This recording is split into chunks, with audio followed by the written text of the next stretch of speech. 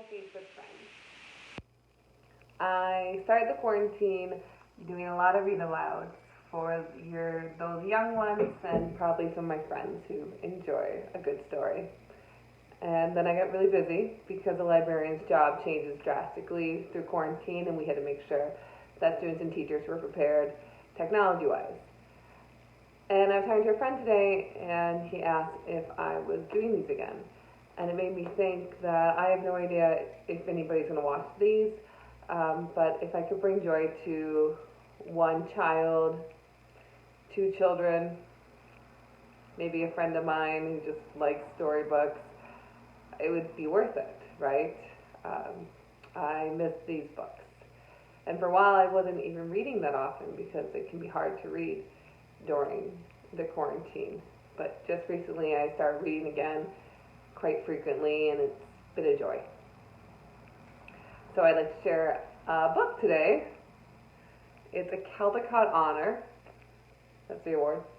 Caldecott Caldecott is an award that books get for the best picture book of the year. That means the pictures and the words have to be seamlessly almost perfect, in my opinion, to get this really prestigious award. This has been honored, and of course the pictures have to be skillful. I'm not going to pronounce the author's names correctly, but it's Vera Brosgol, which didn't make any sense, and I didn't do much prep for this. But the author was born in Russia and moved here when she was 5.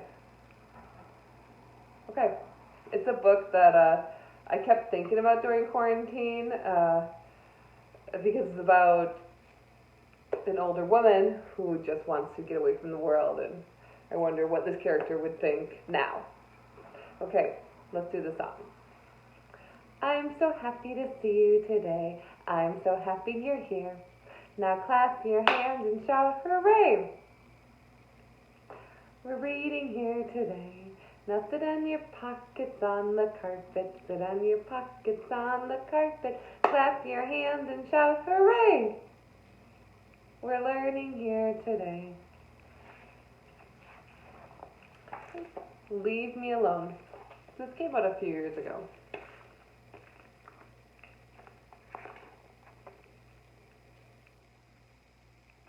Once there was an old woman.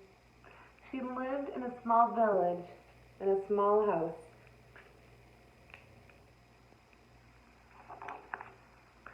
With a very big family.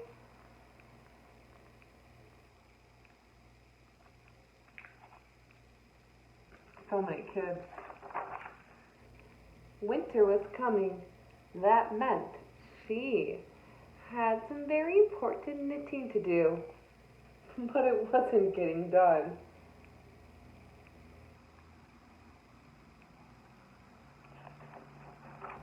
Her grandchildren were very curious about her knitting.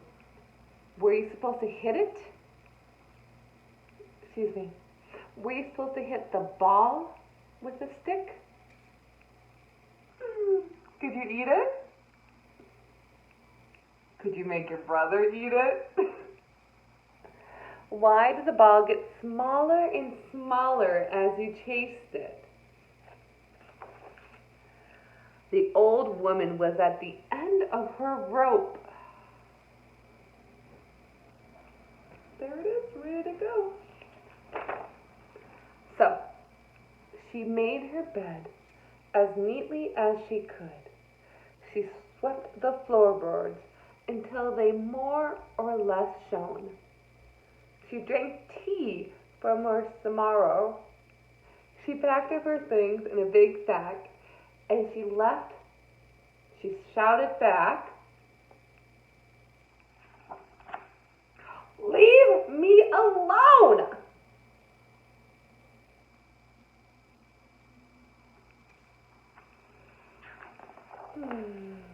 The old woman walked through the deep, dark forest. She made a fire so that she could see what she was doing.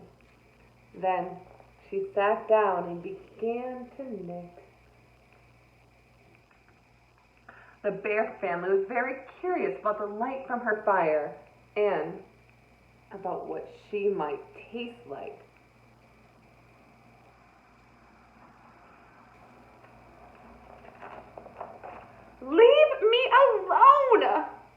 the old woman shouted. But they didn't listen because bears don't speak English.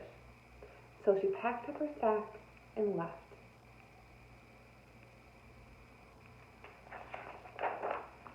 The old woman climbed up the mountainside. It was cold, so she found a small sheltered place. Then she began to knit. The mountain goats were excited to have a visitor, especially one that brought snacks. Are they eating the yarn? Leave me alone! The old woman shouted. But the goats were too busy fighting over the red ones, which they all agreed was the best. So she picked up her sack and left. The old woman climbed higher and higher up the mountain. She reached the top and climbed onto the moon.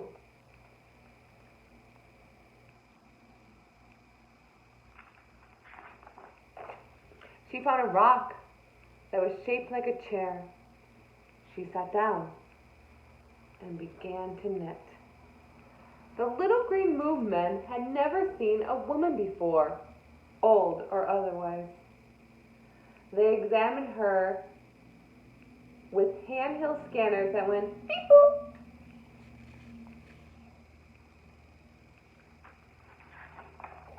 Leave me alone! The old woman shouted.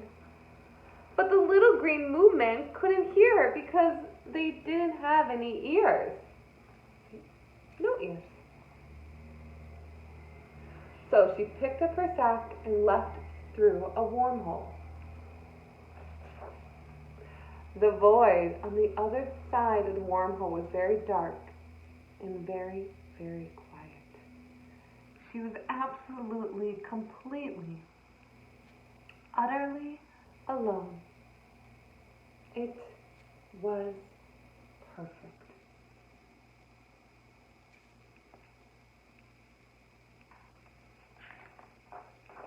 Soon, she had no more yarn and 30 little sweaters.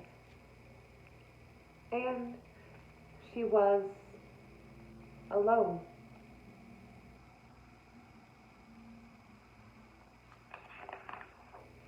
So, she put her 30 sweaters into her big sack. She swept the void until it was nice matte black. She had a cup of tea from her samovar, and then she picked up her sack and left through another wormhole.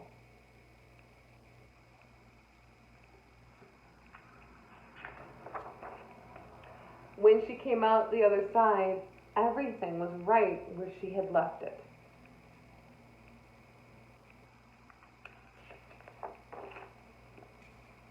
And she didn't say a word.